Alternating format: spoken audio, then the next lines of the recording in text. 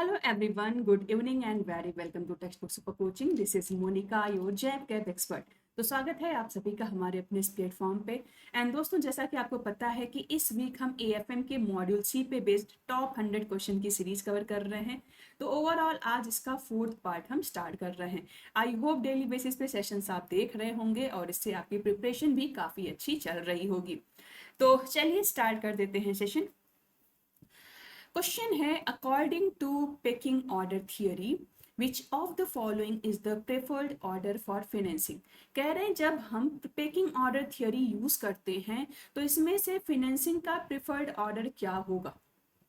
Packing order theory capital structure के अंदर एक थियरी हम पढ़ते हैं जो कि ये बताता है कि अगर हमें पैसों की ज़रूरत है तो हमें किस हिरार्की में पैसों की व्यवस्था करनी चाहिए।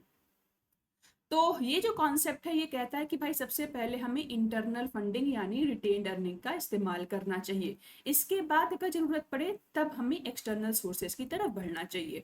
तो सबसे पहले इंटरनल फंडिंग का यूज होगा, फिर डेट का यूज होगा और फिर उसके बाद एक्सटर्नल इक्विटी का यूज होगा।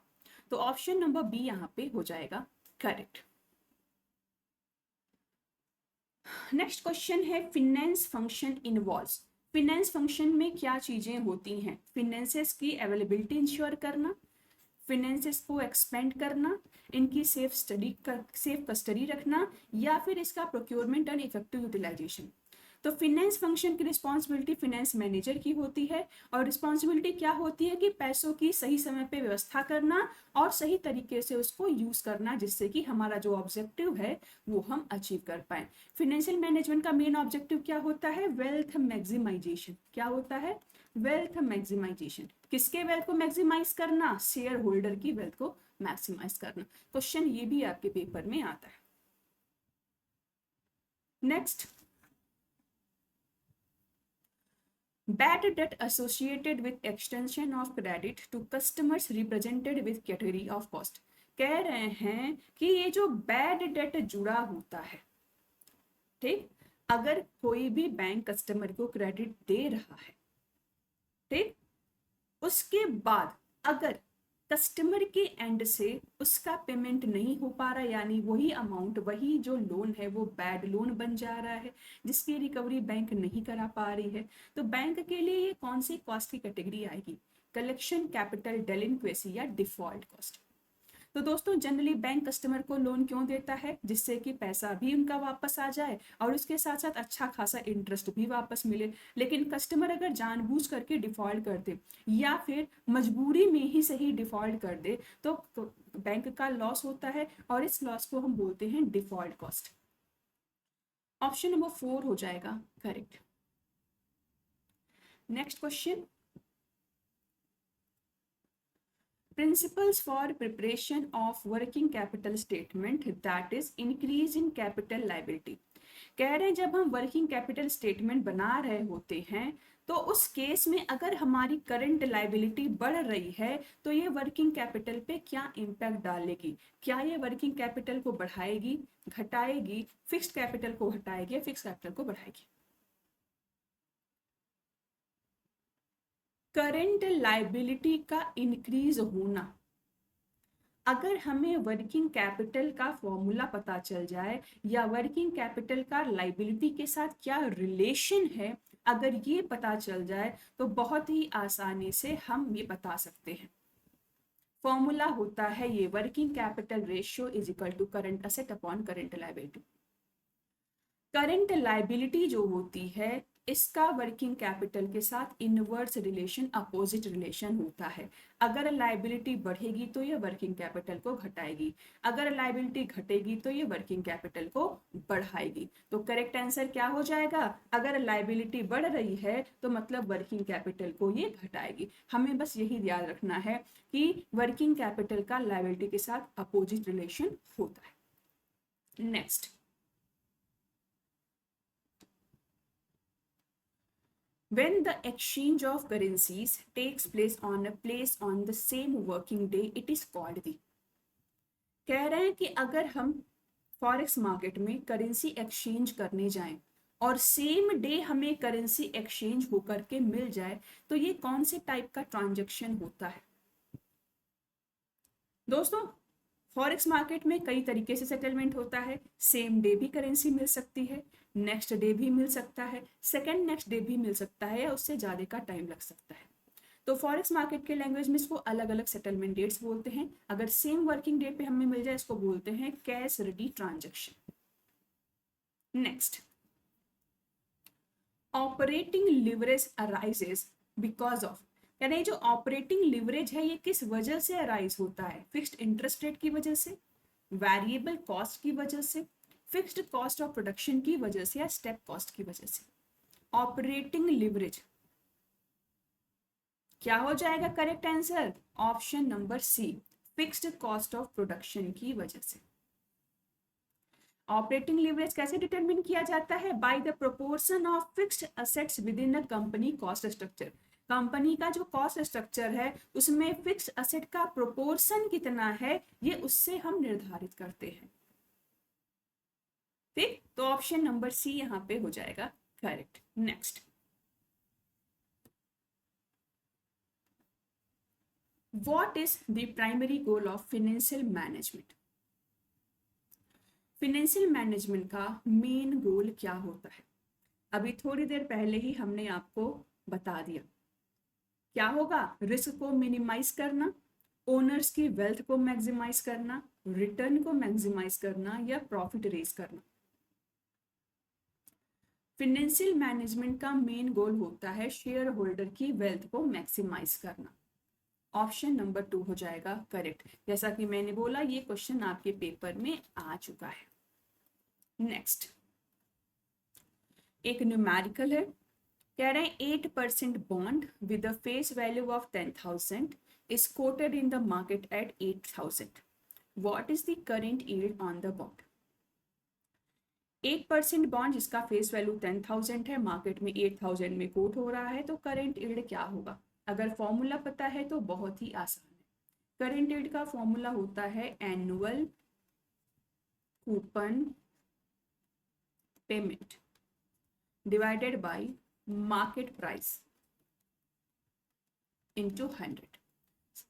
एनुअल कूपन पेमेंट कैसे निकालेंगे? जब हम फेस वैल्यू में से कूपन रेट को मल्टीप्लाई कर देंगे। ठीक, फेस वैल्यू दिया हुआ है 10,000, कूपन रेट दिया हुआ है 8%, 10,000 का 8% निकाल देंगे। ठीक, तो कूपन करेंट यील्ड हमारा क्या हो जाएगा?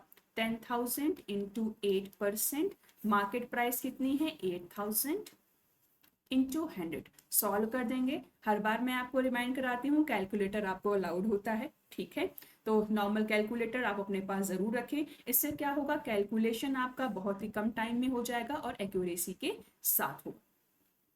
इसको जब हम सॉल्व करेंगे तो आंसर हमारा आ जाएगा 10%। Option number 2 is correct. Next question पे जाने से पहले आपको बता दो दोस्तों, अभी दिवाली वीक स्टार्ट हो ही गया है, तो ऐसे में आपके लिए एक दिवाली गिफ्ट तो बनती है। तो अब पेपर का डेट भी नज़दीक आ रहा है, तो ज़रूरी ये है कि आपकी प्रिपरेशन में आपको और हेल्प कराई जाए। तो ऐसे में क्रैश कोर्सेज तो हमने लॉन्च कर दिया है, बट हाँ, अब अगर आज आप कोर्सेज में इनरोल करते हैं तो बहुत ही मिनिमम प्राइजेस में ये कोर्सेज आपको ऑफर किए जा रहे हैं। जैसा कि आप प्राइजेस देख पा रहे हैं, केवल और केवल 2799 में आप पूरा का पूरा पैकेज खरीद सकते हैं, जहां पे आपको 4 पेपर जो है जीआईबी का पूरा मिलेगा, उसके सारे आपको क्लासेस मिलेंगे, यानी कंप्लीट कॉन्सेप्ट की क्लैरिटी होगी। प्रैक्टिस के लिए बहुत सारे क्वेश्चंस कराए जाएंगे, मॉक टेस्ट भी आपको कराया जाएगा। तो ये पूरा कंप्लीट आपको केवल 2799 में दिया जा रहा है। आपको करना क्या है? ऐप पे जाकर के पेमेंट करना है केवल, और ये डिस्काउंट के लिए आपको मेरा कूपन कोड जो है मोनिका CHE अप्लाई करना है। ये कूपन कोड अप्लाई करते ही ये प्राइजेस आपका एलिजिबल हो जाएंगे आप इस प्राइजेस के लिए, और पेमेंट करके सीधे आप इनरोलमेंट कर सकते हैं। तो मौका लिमिटेड टाइम के लिए ही है। मुझे लगता है कि अगर आप सीरियस हैं, आप चाहते हैं कि इसी टर्म में आपका जीआईबी या डीपी क्लियर हो जाए, तो जरूर से कोर्सेज में इनरोल करें। लिमिटेड टाइम भी आपके पास है, 2 से 3 वीक का, तो ये टाइम आपके लिए बहुत ही क्रूशियल है। डेली 2 घंटे का भी टाइम दे देंगे, 3 घंटे का भी टाइम दे देंगे, तो भी आराम से आप हर एक पेपर क्वालिफाई कर ले जाएंगे, क्योंकि कट ऑफ का कोई चैलेंज यहाँ पे होता नहीं है। और सही तरीके से जो भी स्टूडेंट्स प्रिपेयर करते हैं, एक ही अटेम्प्ट में उनका पेपर भी क्वालिफाई हो जाता है। अगर आप चाहते हैं कि कंप्लीट पैकेज ना लेना, केवल और केवल एएफएम का ही कोर्स लेना, तो इंडिविजुअल बेसिस पे एएफएम का कोर्स भी आपके लिए अवेलेबल है, जो कि केवल 899 में है। तो मेरा कूपन कोड अप्लाई करके आप केवल और केवल एएफएम में भी इनरोल कर सकते हैं। ध्यान देना, ये जो ऑफर है ये केवल लिमिटेड टाइम के लिए ही है। चलते हैं नेक्स्ट क्वेश्चन की तरफ। If a bank of Mumbai quote USD INR 79.8709, so this is a direct quote for. कह रहे हैं अगर बैंक ऑफ मुंबई में ये करेंसी पेयर का ये कोड चल रहा है, तो ये डायरेक्ट कोड कौन सी करेंसी के लिए है? दोस्तों ये करेंसी पेयर होता है, ठीक। पहली करेंसी जो होती है वो बेस करेंसी होती है, और दूसरी करेंसी जो होती है ये कोड करेंसी होती है, ठीक। तो ये डायरेक्ट कोड किसके लिए है? सेकंड नंबर पे जो भी कंट्री की करेंसी दी गई है। करेक्ट आंसर हो जाएगा India. Next, in which of the following methods of capital budgeting cash flow are reinvested at the cost of capital? कह रहे हैं बताओ कैपिटल बजटिंग का कौन सा मेथड है जहां पे कैश फ्लो का मतलब क्या होता है? रिवेन्यू को हम री इन्वेस्ट करेंगे, वो भी कॉस्ट ऑफ कैपिटल पे। क्या हो जाएगा correct answer? Cost of capital पे अगर हम फ्यूचर कैश फ्लो को री इन्वेस्ट करते हैं तो ये हमारा हो जाएगा NPV method. Most repeated question है, ध्यान दीजिएगा, ठीक है। अगर यही पूछ लिया जाएगा कि अगर इंटरनल रेट ऑफ रिटर्न पे इन्वेस्ट किया जाए, तब आंसर आपका आईआरआर मेथड हो जाएगा। तो क्वेश्चन क्या दिया है लास्ट में, इस पे फोकस आपको करना है। नेक्स्ट, अगेन एक न्यूमेरिकल है। कह रहे हैं bond is trading at a discount to its par value 95 रुपए and paying a 3% coupon, so its current yield will actually. Current yield कैसे निकालना है? फॉर्मूला हमें पता है, annual coupon payment divided by market price into 100, ठीक। Annual coupon payment कैसे मैंने बताया है, फेस वैल्यू में आपको कूपन रेट को मल्टीप्लाई कर देना है, ठीक। अब यहाँ पे देखो फेस वैल्यू दिया नहीं गया है, बट हमें डिस्काउंटेड प्राइस यानी मार्केट प्राइस दिया हुआ है 95। तो आपको ध्यान देना है, अगर क्वेश्चन में फेस वैल्यू या पर वैल्यू नहीं दिया गया है, तो जो भी आपका मार्केट प्राइस दिया गया है इसके नियरेस्ट जो एक एक्चुअल वैल्यू होगी 100, 1000, 10,000, लाख, ठीक है, तो वही वैल्यू हमें मान लेना है कि ये फेस वैल्यू होगी। 95 के नियरेस्ट कंप्लीट वैल्यू होगी 100, तो हम यहाँ पे 100 ही फेस वैल्यू मान लेंगे। 3% का कूपन रेट है, मार्केट प्राइस है 95, सॉल्व कर लेंगे, आंसर मेरा आ जाएगा, ठीक। इसको सॉल्व करोगे आंसर आपका आएगा 3.16%। Next, you can use which of the following rule to roughly estimate how many years a given sum of money must earn at a given compound annual interest rate in order to double that initial amount? कह रहे हैं बताओ इसमें से कौन सा rule आप apply करोगे अगर आपको ये जानना है कि आप जो भी पैसा इन्वेस्ट कर रहे हो वो पैसा कितने टाइम में डबल हो जाएगा। अगर आपको एनुअल इंटरेस्ट रेट पता हो तब। इसको बोलते हैं क्या? Rule of 72। तो जनरली रूल ऑफ 72 यूज कब होता है? डबलिंग टाइम पता करने के लिए। हमारा पैसा कितने टाइम में डबल होगा ये हमें जानना है, तो 72 में से एनुअल इंटरेस्ट रेट को डिवाइड कर देंगे, हमें आंसर पता चल जाएगा।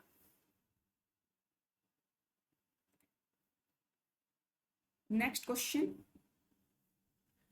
Rate of return required by investors in the market for owning a bond is called the। कह रहे हैं किसी भी इन्वेस्टर के द्वारा जो रेट ऑफ रिटर्न रिक्वायर होता है किसी भी बॉन्ड को ओन करने पे, उस रेट ऑफ रिटर्न को बोलते क्या है? भाई अगर मेरे पास पैसा है, ठीक है, मुझे पता है मार्केट में बॉन्ड मिल रहा है, तो ऑब्वियस सी बात है मैं बॉन्ड जब भी इन्वेस्टमेंट करूंगी तो एक एक्सपेक्टेड रिटर्न मुझे चाहिए, ठीक है, मुझे एक अच्छा इंटरेस्ट चाहिए, तो उसको क्या बोलते हैं बॉन्ड के लैंग्वेज में, यही पूछा जा रहा है। बॉन्ड के लैंग्वेज में इंटरेस्ट रेट को हम बोल देते हैं कूपन, ठीक है। यहाँ पे हम इंटरेस्ट रेट जैसा वर्ड यूज नहीं करते हैं, तो ऑप्शन नंबर 1 यहाँ पे हो जाएगा correct. Next, which of the following are correct formula of combined leverage? Combined leverage का करेक्ट फॉर्मूला क्या है? DCF मतलब डिग्री ऑफ कंबाइंड लिवरेज। तो अब यहाँ पे सारे फॉर्मूले तो सही हो नहीं सकते, ठीक है, कुछ ही फॉर्मूला सही होगा। अगर हमें कंबाइंड लिवरेज का फॉर्मूला पता होगा तो डेफिनेटली। कंबाइंड लिवरेज कैसे निकालते हैं? जब हम ऑपरेटिंग लिवरेज को फाइनेंशियल लिवरेज से मल्टीप्लाई कर देते हैं तब। क्या होगा यहाँ पे करेक्ट आंसर? देखिए, पहला स्टेटमेंट यहाँ बिल्कुल सही है, ईपीएस और सेल्स के रिलेशन को ये बताता है। दूसरा, कंट्रीब्यूशन और पीबीटी के रिलेशन को बताता है। उसके बाद EBIT plus fixed cost upon PBIT को ये बताता है।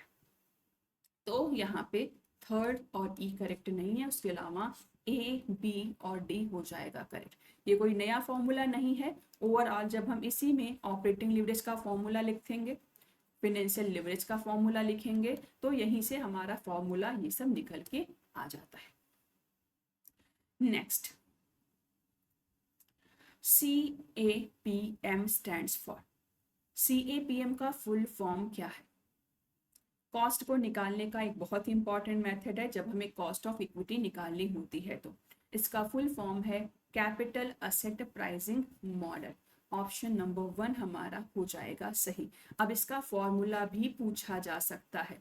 कॉस्ट ऑफ इक्विटी निकालने का जो फॉर्मूला है वो हो जाएगा RF risk free return plus beta into RM minus RF। कई बार ये फॉर्मूला भी आपका पूछा गया है और साथ ही साथ यहाँ से न्यूमेरिकल भी आते हैं। तो ये मल्टीपल टाइम पूछा गया है, तो आप इसको इंपॉर्टेंट मार्क कर सकते हैं।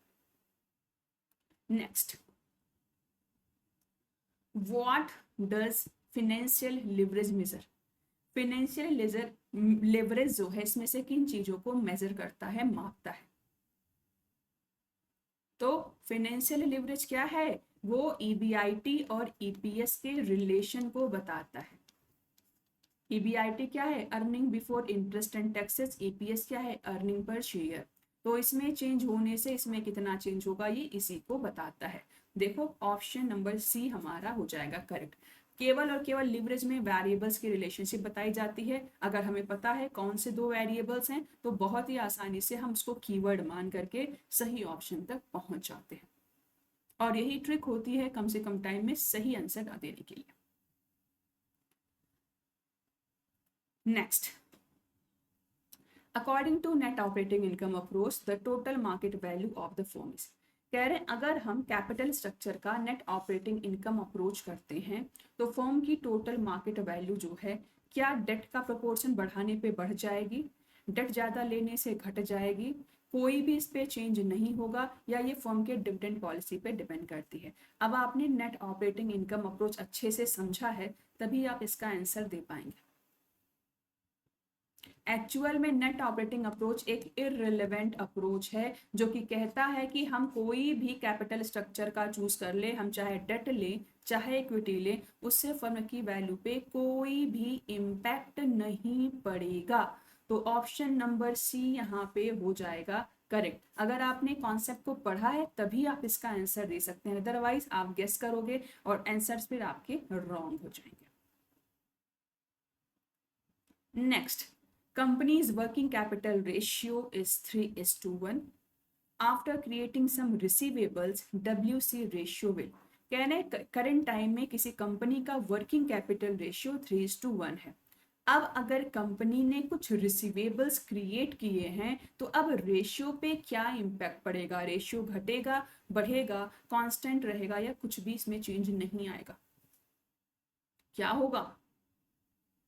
फिर से ध्यान दो, हमने थोड़ी देर पहले बताया था वर्किंग कैपिटल रेशियो का असेट और लायबिलिटी से रिलेशन। अगर हमें कुछ रिसीवेबल्स मिल रहे हैं इसका मतलब मेरा असेट बढ़ रहा है। रिसीवेबल किसी भी कंपनी के लिए करंट असेट होता है, ठीक। तो अगर असेट बढ़ेगा, ध्यान देना, अगर हमें रिसीवेबल मिल रहा है इसका मतलब हमारा असेट बढ़ रहा है। असेट का वर्किंग कैपिटल रेशियो के साथ डायरेक्ट रिलेशन होता है। लास्ट क्वेश्चन में मैंने आपको बताया था कि लाइबिलिटी जो है नीचे वाली वैल्यू, इसका रेशियो के साथ इनवर्स रिलेशन होगा। लाइबिलिटी घटेगी तो रेशियो बढ़ेगा, लाइबिलिटी बढ़ेगी तो रेशियो घटेगा। लेकिन जो ऊपर की वैल्यू है न्यूमरेटर की प्लेस पे, इसका वर्किंग कैपिटल के साथ डायरेक्ट यानी पॉजिटिव रिलेशन होगा। जब जब असेट बढ़ेगा वो अपने साथ साथ रेशियो को बढ़ाएगा भी। तो अगर हमें कुछ रिसीवेबल मिल रहे हैं, इसका मतलब वर्किंग कैपिटल रेशियो क्या हो जाएगा, बढ़ जाएगा। ऑप्शन नंबर 2 यहाँ पे हो जाएगा करेक्ट। तो ये रिलेशन आपको पता होना चाहिए। Next, it is a price. Price is a rate at which seller is prepared to sell a specific currency pair in a forex trading market. कह रहे हैं बताओ वो कौन सा रेट है जिस पर सेलर किसी करेंसी पेयर को फॉरेक्स मार्केट में बेचता है या बेचने के लिए तैयार है। क्या वो बिड रेट है, आस्क रेट है, स्प्रेड बोलेंगे, या इसमें से किसी को नहीं, कोई नहीं होगा। हम अगर अपने करेंसी पेयर को बेच रहे हैं तो फॉरेक्स मार्केट के लैंग्वेज में इसी सेलिंग को हम आस्क जैसे वर्ड से रिप्रेजेंट करते हैं। This is the ask price या आस्क रेट। अगर हम कोई करेंसी पेयर खरीदने के लिए तैयार होते हैं तो इसको हम बिड रेट या बिड प्राइस बोलते हैं। तो काम वही है बाइंग एंड सेलिंग का, बस लैंग्वेज अलग अलग मार्केट में चेंज हो जाता है। तो करेक्ट आंसर हमारा हो जाएगा आस्क। नेक्स्ट एक क्वेश्चन है, कुछ टाइप के डेरिवेटिव्स दिए गए हैं, call option, put option, future option and forward option. उसका एक्सप्लेनेशन हमें दिया हुआ है, हमें करनी है करेक्ट पेयरिंग। तो क्या होगा इसका करेक्ट आंसर? आप में से जितने भी स्टूडेंट सेशन को देख रहे हैं डेली बेसिस पे, इसका क्या आंसर होगा नीचे आपको कमेंट सेक्शन में मेंशन करना है। अगर आपने करेक्ट आंसर दे दिया, इसका मतलब ये श्योर हो जाएगा कि डेरिवेटिव वाला कॉन्सेप्ट तो आपका क्लियर है और डेफिनेटली एक दो क्वेश्चन तो यहाँ से आपको मिल ही जाएगा। आपको जब आप जीआईबी में एएफएम पेपर की तैयारी करते हैं तो दो मॉड्यूल आपके मोस्ट इंपॉर्टेंट होते हैं, ए और सी। अभी हम करंट टाइम में सी कवर कर रहे हैं, आराम से यहाँ पे से भी आपको 30 क्वेश्चन तो मिल ही जाएंगे। टोटल आपको एएफएम सब्जेक्ट क्लियर करने के लिए केवल और केवल 45% ही लाना है। तो अगर केवल दो मॉड्यूल पे भी आपने अच्छे से तैयारी कर लिया तो भी 100% आपका पेपर तो क्लियर हो ही जाना है। अच्छी बात यह है कि दिवाली सेल्स ऑफर चल रहा है, काफ़ी कम प्राइजेस में आपको पैकेज भी पूरा ऑफर हो रहा है, जहाँ पे आपको कॉन्सेप्ट पे क्लैरिटी भी मिल जाएगी, प्रैक्टिस के लिए आपको बहुत सारे टेस्ट सीरीज भी मिल जाएंगे, पीवाईक्यू के क्वेश्चंस भी मिल जाएंगे। तो बस तैयारी करने का एक लास्ट फॉर्मूला है, तैयारी करना शुरू कर दीजिए कोर्सेज में इनरोल करके फटाफट से। बाकी अगर अभी तक चैनल को सब्सक्राइब नहीं किया है तो जरूर से कर दीजिए, क्योंकि आगे आने वाले टाइम में आपके लिए बहुत सारे इंपॉर्टेंट सेशंस हर एक सब्जेक्ट के लिए आने वाले हैं। बहुत सारे मैराथन सेशन मिलेंगे मॉड्यूल वाइज। एंड यूट्यूब पे मैंने ऑलरेडी क्या हमारा प्लान होगा अपकमिंग डेज के लिए, उसके लिए मैंने एक सेशंस आपको ऑलरेडी शेयर किया हुआ है। अगर आपने नहीं देखा है तो चैनल पे जाकर वीडियो सेक्शन में आप वो सेशन देख सकते हैं। उससे आपको एक आइडिया हो जाएगा कि कब किस दिन किस टाइम पे कौन सा सेशन होने वाला है, कौन से सब्जेक्ट के लिए कौन सा मैराथन होने वाला है। तो बस तैयारी में लग जाइए, एक जिद कर लीजिए कि बस इस बार ही जीआईबी निकालना है, क्योंकि नेक्स्ट टाइम में फिर आपको करना है सीआईबी। ये टेलीग्राम ग्रुप की हमारी ऑफिशियल आईडी है, इसको जरूर से ज्वाइन कर लीजिएगा, जहाँ पे आपके डाउट्स को हम सॉल्व करते हैं, आपको क्विजेस दिया जाता है आपकी प्रिपरेशन के लिए, एंड साथ ही साथ फ्री सेशंस के पीडीएफ भी यहीं पे शेयर किए जाते हैं। तो इसी के साथ सेशन एंड करूंगी। Thank you so much.